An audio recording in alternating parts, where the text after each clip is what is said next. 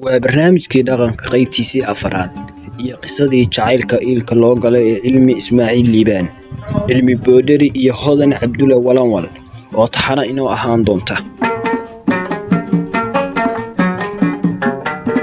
sida taariikhda lagu sheegay 1908 ayuu cilmi ku dhashay meel u dhaxaysa Berbera iyo Hargeysa. hodanna 1923 ayay ifka ku soo biirtay kuna dhalatay isla Berbera.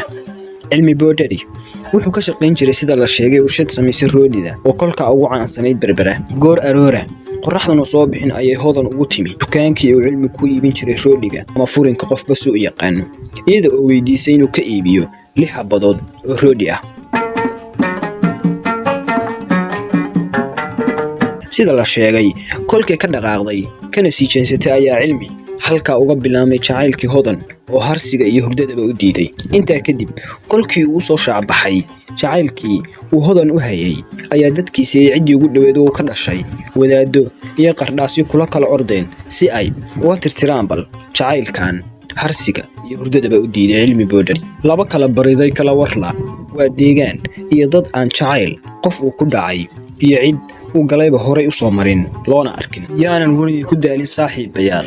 cilmi boodhari iyo saaxiibadiisa oo ka mid ahaa Muuse oo meel wada fadhiya ayna ku leeyihiin war cilmi iska daa waxa kan kugu cusub nagu cusub oo kugu jira iyo gabar baan u dhimanayaa ayaa cilmi saaxiibadiisa ugu jawaabay gabaygiisa ugu horeeyay. sida la sheegana horay uma uusan gabiyin umana tidin tuducyo.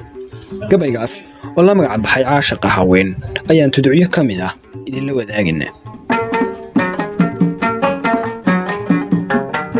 caashaqa haween waa horaa caadil soo rogay sayidkii carshiga fuuliyo caliba soo gaariye carruurtay sideen meesha iyo ciise nebigii cidla lagama beermeen dadkoo cuudi waaxidee waxa qaar bacayn looga dhigay hays cajabiyeene soomaalida caada xune iguma caydeene oo ima canaanteen sidaan cuud ka iibsadaya kuwii ii calaacalayay baan amal tusaalayne sida weelka caanaha haddii laabta loo culayo bal aan soo cidaadee maxaa cunaha dhaafaya. kolkuu tuducyada saaxiibadiisu uga dhigay arar ayuu asagoo sii wada wuxuu yidhi jeeraan canabay ku helo caafimaad dhimaye inaan caad noqdaabaa ka roon caawa saan ahaye ilaan caashaq lama maydhi karo kugu cirooloobay. intaa markii ay maqleen saaxiibadiis Muuse iyo raggii kale ee la fadhiyey ayay u caddaatay in waxaan dhammooye aysan dheelka ahayn cilmi. intaas ayuu noogu egyahay taxanaheennii barnaamijka dhaqanka qaybtiisii afraad.